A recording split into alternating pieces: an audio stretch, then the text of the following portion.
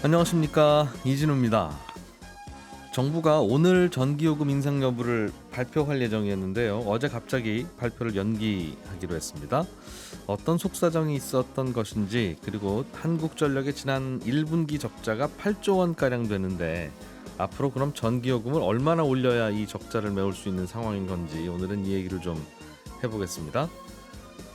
올해 말부터는 펀드도 보험처럼 방문 판매가 가능해집니다. 그동안은 방문 판매를 왜 못하게 했는지, 앞으로는 어떻게 가능해지는 것인지 좀 알아보겠고요.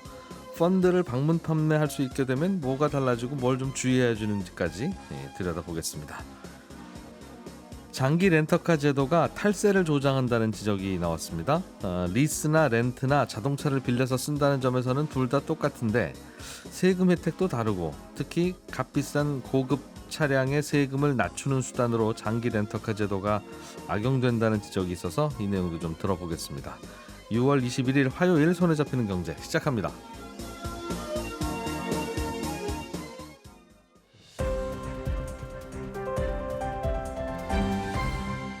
이진우의 손에 잡히는 경제. 네, 오늘은 김현우 소장, 박세훈 작가, 한국경제신문 나수지 기자, 이렇게 세 분과 함께 경제 뉴스 정리해 보겠습니다. 어서 오십시오. 안녕하세요.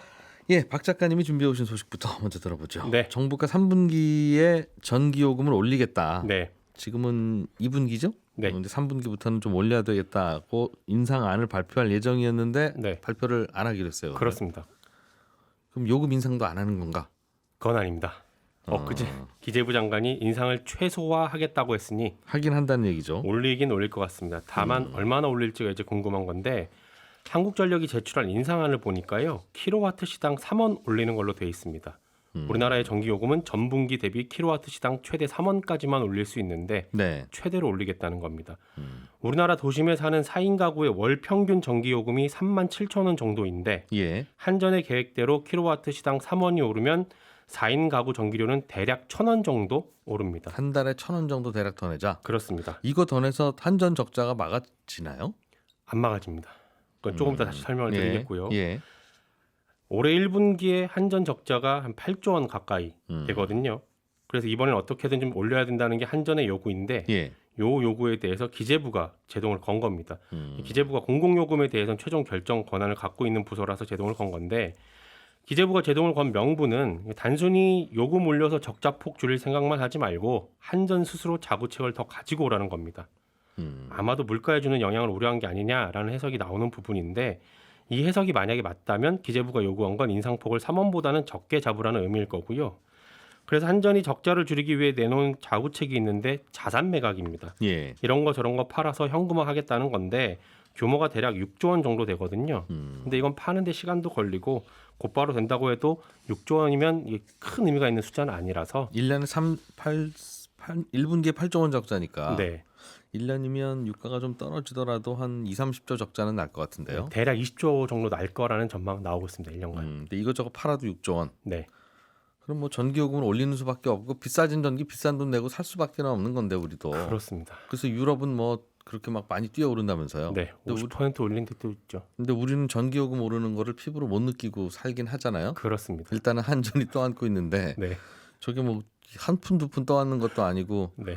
저러다 공기업 아니었으면 회사 벌써 망했습니다 하는 얘기까지 그렇습니다. 들릴 만큼 네. 떠안고 있으니까 남의 일도 아니고. 그렇죠. 근데 또 한전이 주식시장에 상장이 돼 있기 때문에 예. 주주들 입장에서는 지금 이런 상황에서는 주가가 안 좋거든요. 예. 그러니까 좀 적자를 어떻게 좀 메워라라는 주주들의 요구는 좀 강한 편이고요. 네. 그래서 한국전력도 전기를 만드는 원가 재료비가 올라가면 네. 전기요금은 자동으로 좀 올리게 합시다. 매번 네. 전기요금 올릴 때마다 무슨 위원회 열어서 하지 말고. 네. 그렇게 해서 도입하기로 했는데도 계속 그대로죠. 그렇죠. 그게 연료비 연동제라는 건데, 그래도 전기요금 어느 정도는 좀 시장 상황에 맞춰서 좀 올리자. 예. 식당에서도 음식 만들 때 필요한 재료 가격 올라가면 음식 가격 높여서 팔듯이, 안 그러면 적자니까요. 한전도 전기 만드는 데 들어가는 재료 가격 올랐으면 그걸 네. 어느 정도는 반영을 하자. 그래서 합의를 봤던 게 2020년에 만들었던 연료비 연동제인데 사실상 이거는 정부가 계속 눌렀습니다. 그래서 유명무실화 됐고요. 그러는 네. 사이에 적자는 계속 쌓이게 된 거죠. 그러면 종전까지 보던 적자는 그냥 뭐 그렇다 치고, 네. 앞으로는 적자가 안 나도록 전기요금을 올리려면 네. 정부에서는 뭐 저 자구책 내놓으라고 하는데 네.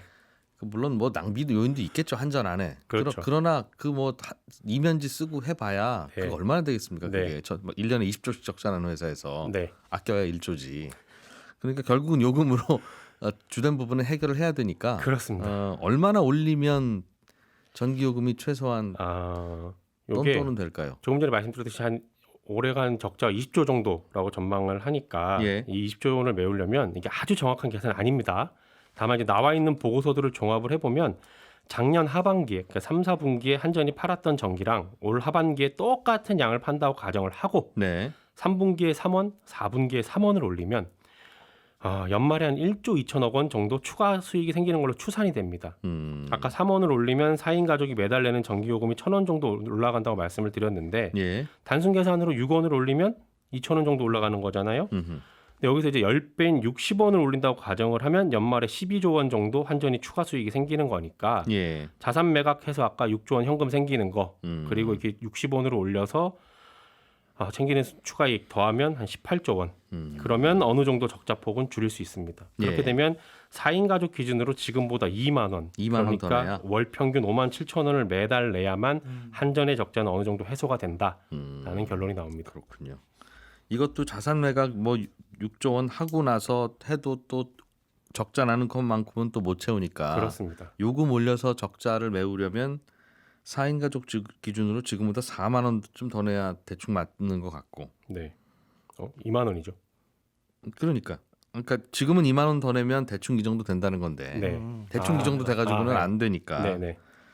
그러면 그렇군요. 지금은 3만 7천 원 내고 있는데 월 평균. 4만 원을 더 내야 된다는 건 대강 계산을 하면 네. 전기요금을 지금보다 모든 가정이 2배 내셔야 네. 이 요즘 올라가는 가스값, 석유값 감안해서 전기요금 대강 원가 수준 됩니다. 그 그렇습니다. 얘기죠? 그렇습니다. 많이 올랐네요. 가스값 기름값이 정말. 지금 유럽 사람들은 그거 지금 감당하고 있다는 건데. 그렇죠. 알겠습니다. 그럼 좀 조정을 해서 발표를 하겠죠? 어느 정도 올리기로 했는지. 이번 주 내로 발표를 할 거라는데 네. 어느 정도로 될지는 좀 더 봐야 됩니다. 알겠습니다. 나수지 기자님, 네. 올해 말부터는 펀드를 집집마다 돌아다니면서 팔 수 있게 된다. 네, 그렇습니다. 네, 그래도 설마 벨누르고 들어오진 않겠죠?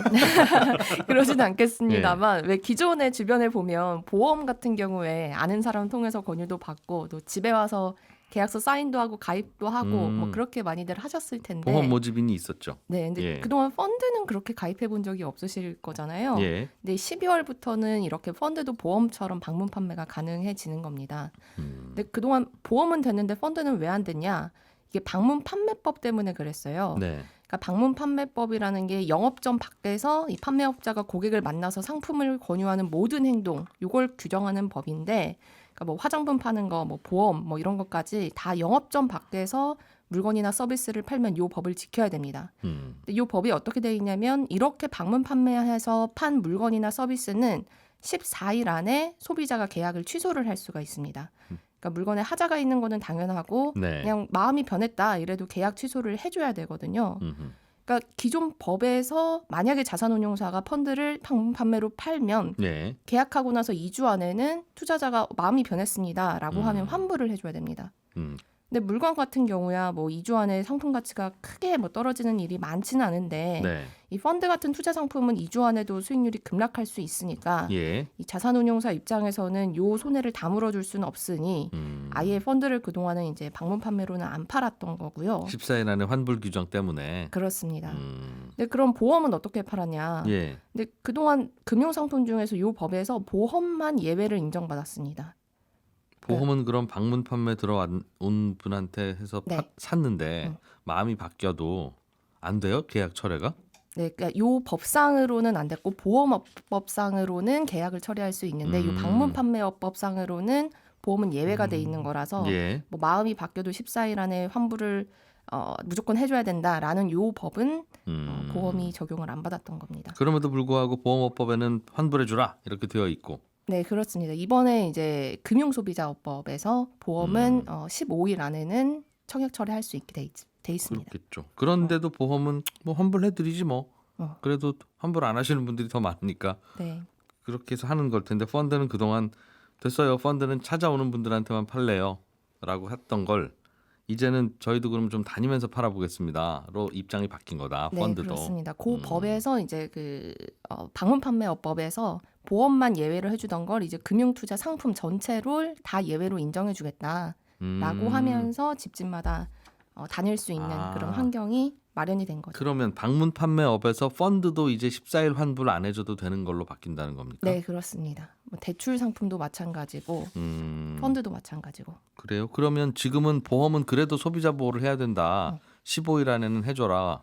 그런 법을 새로 만들었다는 건데 네, 보험은. 그렇습니다. 펀드는 그런 법을 아직 안 만들었습니까? 금융소비자, 그러니까 요 법이 이렇게 왜 예외를 인정하게 되었느냐 하면 그 금소법 제정이 계기가 된 겁니다. 예. 그러니까 그 금소법에서 뭐라고 돼 있냐면 대출 상품 같은 경우는 14일, 네. 그리고 보험 같은 보장성 상품은 15일, 펀드 같은 경우는 7일 안에 그 청약 철회를 할 수 있다라는 네. 법이 새로 생기면서 예. 그러면은 방문 판매업법에서는 요거를 규제를 안 해도 되겠네. 어차피 금소법에서 똑같은 규제 환불해 주라는 거 하니까. 네, 그렇습니다. 그리고 또 금소법에서는 그러니까 그러면은 또 그럼 7일 안에 또 환불을 다 해줘야 되느냐? 예. 펀드 같은 경우는 그렇지는 않은 게 그 금소법상에서는 예를 들어서 손실을 봤다든지 아니면은 이 권유를 받고 이틀 동안은 숙려를 해야 되는데 네. 이 숙려 기간을 안 지키고 내가 그냥 바로 가입하겠습니다라고 했으면 굳이 청약 철회를 안 해줘도 돼서 네. 그러면 이제 이런 조건들이 조금 있으니까 자산운용사 입장에서는 좀 집집마다 팔러 다녀도 되겠구나라고 상황이 바뀐 겁니다. 그러니까 환불을 해주라 말아라 대한 규정은 법만 바뀌었을 뿐, 법의 종류만 바뀌었을 뿐이지. 방판법에서는 허용해 주더라도 금소법에서는 어차피 환불해 주도록 되어 있는데 네. 그래도 다니면서 좀 팔아보는 게 나을 것 같다고 마음을 바꿨다. 자산운용 업계가. 네, 그렇습니다. 그리고 또 그 방문 판매업에서는 마음만 바뀌어도, 그러니까 투자자가 마음만 바뀌어도 환불을 해줘야 되는 거고, 네. 금소법상에서는 뭐 손실을 봤다든지, 펀드를 가입했는데 그 며칠 동안 떨어졌다든지, 네. 아니면 투자자가 좀 그 숙려 기간을 안 지켰다든지 하면 환불을 안 해줘도 되니까, 운용사는 그러면 장사해도 되겠네 이렇게. 그렇지. 요즘은 가입하면 떨어지지 그 다음 날 당연히. 네, 요즘은 분위기가 그렇죠. 떨어진 펀드는 환불 안 해줘도 된다면 이건 모든 펀드를 환불 안 해줘도 된다는 뜻인가 보다. 네, 그렇습니다. 분위기가 좋아져서 이거 무슨 소리입니까? 이런 생각을 해야 되는데. 알겠습니다. 네. 그럼 소비자들은 뭘 좀 주의하면 좋아요? 일단은 창구나 온라인에서 가입하는 거랑 권리는 똑같이 보장을 받을 수 있습니다. 아까 말씀드린 뭐 청약 철회 이런 것도 다 똑같고. 예. 근데 소비자 입장에서 좋은 점을 좀 생각을 해보면 그 금소법 시행 이후에 창구에서 이렇게 투자 상품 가입할 때 굉장히 시간이 오래 걸려서 이런 것 때문에 조금 불만을 가지는 금융 소비자도 계셨는데, 이게 금소법상 지점에서 가입할 때 그리고 온라인 가입할 때 가입 절차가 조금 다르게 돼 있습니다. 네. 그러니까 지점에서 가입할 때는 녹취도 해야 되고 좀 뭐 기존 투자 성향보다 위험한 상품이면 설명도 앉아서 오래 들어야 되는데 예. 이게 온라인으로 가입하면 소비자가 설명서를 다운받는 것만으로 판매사가 설명을 다 했다 이런 근거가 돼서 조금 더 빨리 가입할 수 있거든요. 그래서 펀드 방문 판매가 실제로 이루어지면 이 투자권을 대행인이 옆에서 앱 키세요 해서 온라인으로 펀드에 가입하는 걸 옆에서 도와주는 식으로 아마 진행될 가능성이 높습니다. 그럼 다시 여기 체크하시고 다음 페이지 넘어가시고 여기 체크하시고 들었음이라고 쓰세요. 이런 식으로 그렇습니다. 판다는 거예요? 네, 다시? 그렇게 될 가능성이 높습니다. 그러니까 창구에 가는 것보다는 조금 더 아무래도 더 간편하게 펀드에 예. 가입할 수 있고, 그리고 또 지점에 찾아가기 힘든 분들, 그렇다면 금융상품 가입이 쉬워지는 측면이 분명히 있는데, 근데 예. 여기 다만 뒤집어서 말하면 이게 지점에서 가입하는 것보다는 충분한 설명을 또 못 들을 수 있는 거여서 좀 뻔한 말이긴 합니다만 좀 금융상품은 꼼꼼히 살펴보고 가입하셔라. 네. 위험한 상품들이 꽤 있는데 제대로 들여다보면 그 위험한 설명을 잘들 다 안 해주죠. 보통은. 네. 김현우 소장님, 네. 자동차 얘기 좀 해보죠. 자동차. 자동차를 사는 방법은 1번 그냥 현금 주고 사는 거. 네. 그거에 괄호 열고 할부로 사는 것도 뭐 내 돈이 내 돈 나가는 거니까 그거 있고. 그렇습니다. 빌려서 타는 게 있어요. 장기로. 네. 그게 리스와 장기 렌트 두 네. 가지가 있다는데 그렇습니다. 이게 서로 세제 혜택이 달라서 논란이라고요? 예, 이 결론부터 말씀드리자면 렌트 차량은 리스 차량에 비해서 리스 차량이나 일반 차량에 비해서 취득세라든가 보유세가 좀 적습니다. 그런데 이 장기 렌트를 이용하는 사람들이 과거에 비해서 점점 늘고 있고, 그러다 보니까 그만큼 세금이 덜 거친다. 예. 뭐 이런 얘기가 있는데 이게 진짜로 그럼 렌트 차량에 부과되는 세금이 필요 이상으로 적은 건지 그래서 문제라서 손을 봐야 되는 건지 아니면 리스 차량에는 그런 혜택이 없기 때문에 이 리스 차량 업계에서 형평성 좀 맞춰달라라는 이제 불만으로서 제기가 되는 건지 이런 것들은 좀 살펴볼 필요가 있어요. 예. 일단 렌트하고 리스부터 차이를 설명을 드리자면 뭐 공통적으로 업체 명의의 차량을 빌려서 쓰는 건 동일합니다. 네. 근데 렌트는 렌터카 업체의 자체 신용으로 산 차량을 내가 빌리는 형태고 리스는 내 신용을 이용해서 차량의 업체의 명의로 차량을 산 다음에 사용료와 이자를 지불하는 형태입니다. 그러니까 쉽게 얘기해서 렌트는 그냥 차를 빌리는 거고 네. 리스는 돈을 빌린다. 이렇게 보시면 됩니다. 네. 그러면 할부로 리스가 사는 거랑 리스랑은 뭐가 다르냐? 그럴 수가 있죠. 할부는 차량이 내 명이고 자산도 내 거고 네. 당연히 부채도 내 겁니다. 네. 근데 리스는 리스사의 명의죠. 다만 이제 리스 중에서도 자산을 내 명의로 할 수 있는 건 있지만 차량 명의는 그냥 리스 업체로 되어 있거든요. 회계상으로만 그렇게 잡는 거고 뭐 어쨌든지간에 차량을 빌려서 쓰는 입장에서는 리스나 렌트나 사실 매달 이용료를 내고 타는 건 똑같습니다. 똑같다. 예. 우리가 집을 산다고 가정하면 네. 그냥 월세 내는 게 장기 렌트카고. 그렇죠. 그렇죠. 그렇습니다. 내 차도 아니고 내 집도 아니고 맞습니다. 주인 나중에- 집에 월세 내는 게 장기 렌트카. 네, 살다가 마음에 들면 그 주인한테 살 수도 있는 거고. 그런 거고. 예. 은행에서 돈 빌려서 주택담보대출 받아서 내 집 사고 은행에 이자 내는 거. 네. 그래서 사실 은행에다 월세 낸다 그러잖아요. 우리가. 네네네. 그건 리스. 맞습니다. 그렇게 보시면 같은 됩니다. 거죠? 예. 음. 다만 이제 소유주가 조금 다르다 이런 차이는 있는데 예. 어쨌든지간에 뭐 살고 있는 상황에서는 전혀 이 차량을 이용하는 상황에서는 다를 건 없습니다. 네. 그런데 그 이용료에 있어서는 차량 자체에 대한 이용료하고 이자도 있지만 네. 여기에는 세금과 보험료 같은 부가 비용도 다 포함돼서 청구가 돼요. 네. 근데 보험료는 뭐 장단점이 있어서 둘 중에 어느 게 유리하다. 이거는 이제 뭐 개인에 따라서 나뉠 수가 있는데 세금은 사실상 동일한 차량에 대해서 달리 매겨지다 보니까 어느 한쪽이 유리한 경우가 발생을 합니다. 좀 더 싼 경우가 발생한다는 거죠. 그래서 이러다 보니까 리스 쪽에서는 우리 좀 불공정한 거 아니냐, 좀 맞춰달라. 이런 장기 얘기가 렌트카가 나올 수 있는 특혜가 좀 더 가는 혜택이 더 가는 것 같다. 거죠. 네, 그렇습니다. 어떤 거죠? 이게 우리가 개인이 이 차량을 빌려서 탈 때 내는 이용료 이런 부분들은 나중에 이제 소득세에 대해서 조금 감면받을 수 있는 경비로 인정받을 수 있는 건 똑같습니다. 거의 뭐 차이가 없는데 이 취득세하고 보유세에 대해서 차이가 크게 발생을 해요. 그러니까 일반적으로 승용차를 기준으로 설명을 드리자면 리스 같은 경우는 구매하고 똑같습니다. 실제로 사는 것과 마찬가지로 차량가액의 7% 네. 요걸 이제 취득세로 내야 되는데 렌트는 4%가 부과가 돼요. 왜요? 왜 똑같은 차를 리스사가 사면 7% 내고 이게 렌트사가 사면 4%를 낸다고요? 이 업종이 다릅니다. 리스 같은 경우에는 여신금융업상 시설대여업이고 예. 렌트는 운수업에 포함이 돼서 자동차 대여 산업에 포함이 되거든요. 예. 그러다 보니까 처음부터 출발점이 다른 거죠. 그래서 이제 취득세나 이런 부분들이 달라지는 거고 똑같은 법이 그렇게 돼 있다는 거죠. 예. 법이. 법을 바꿔야겠네요. 그거. 그러네. 네. 그렇죠. 법을 바꿔야 되는데 이게 그러면 렌트 같은 경우는 왜 이렇게 해줬냐 하면 사실 네. 영업 목적으로 우리가 렌트는 지금인 장기 렌트가 일반화되어 있지만 네. 사실 출발은 단기 렌트, 뭐 여행지에서 주로 쓰는 뭐 관광 사업과 연계된 뭐 이런 것들이 출발지여서 그것과 연계돼서 법이 만들어졌습니다. 그러다 보니까 이렇게 된 거고 렌트카가 관광 산업에 이바지함으로 세금을 깎아주기로 함. 그런 취지들이 그래서 있는 거죠. 4%만 내라고 한 건데. 네.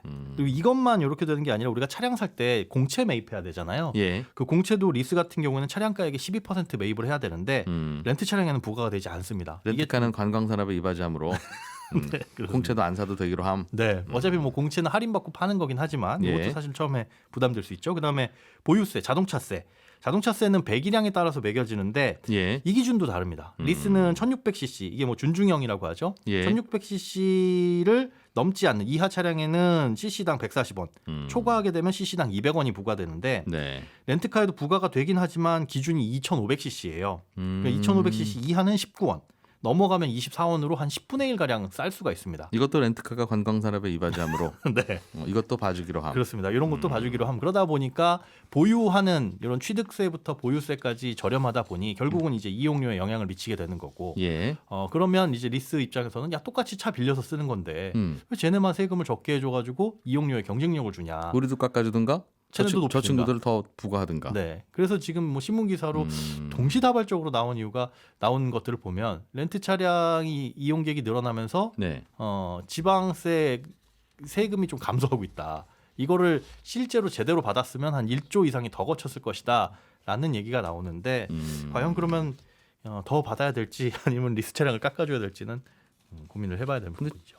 특별한 차이는 없는 것 같은데 괜히 이러고 있다는 주장에 대해서는 구구절절 동의는 되는 것 같은데 그렇지 않나요? 네, 그렇습니다. 갸우뚱입니다. 사실 뭐 이게 렌트하고 리스에 대한 구분이 모호했기 때문에 일어난 일이거든요. 그러니까 네. 미국 같은 경우에는 리스 차량과 렌트 차량의 기간을 딱 구분을 하고 있어요. 언제까지는 렌트고 언제 이상은 리스다. 우리나라도 사실은 장기 렌트카는 사실상 리스라는 말이죠. 네, 그러니까 그렇습니다. 미국 기준으로 보면. 네, 우리나라도 리스는 10년 이상에만 허용을 했었어요. 예. 근데 그게 한 90년대 중반쯤에 법이 바뀌면서 이게 경계가 다 흐트러졌습니다. 그러다 보니까 실질적으로 리스를 이용하는 사람, 장기 렌트를 이용하는 사람이 많이 늘어나다 보니 실제 모양새로는 우리가 차량을 빌려 타는 것은 똑같은데 그럼 똑같은 업종 아니냐? 그럼 동일 업종 동일 규제가 맞는 것 아니냐? 그 원칙이 적용되는 것 아니냐라고 할 수도 있는데 뿌리를 좀 찾아보자면은 업종 자체가 다르다 보니까 그런 차이가 생길 수가 있습니다. 그럼 마침 나는 차를 좀 바꾸려고 했는데 네. 그럼 뭘 어떻게 하는 게 좋냐? 현금 주고 사는 게 좋은 거냐? 아니면 할부로 뭐 현금이나 할부는 내 사정에 따라 정하는 거니까 그거야 알아서 결정하면 될 일이고 네.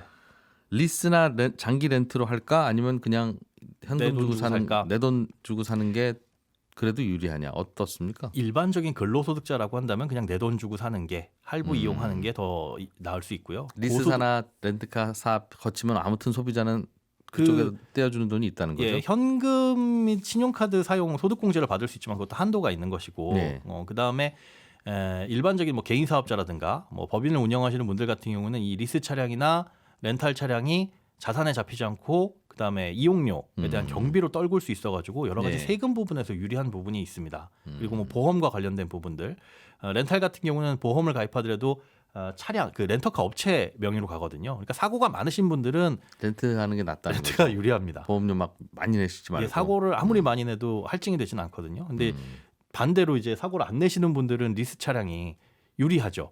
아, 리스의 보험은 내 보험입니다. 내 보험이고 네. 장기 렌트카의 보험은 장기 회사 렌트카 보험입니다. 회사 보험이고. 네. 예. 그러니까 세금과 보험료 이런 것들을 따져봤을 때 어떤 게 더 유리하냐를 살펴봐야 되는데 세금은 약간 렌트 쪽에 기울어져 있어서 여기 예. 이제 리스 업체에서는 불만이 나올 수 있는 그런 내용이었습니다. 그렇군요. 예, 저는 11시 5분에 이어지는 손에 잡히는 경제 플러스에서 또 한 번 인사드리러 오겠습니다. 이진우였습니다. 들어주신 여러분 고맙습니다.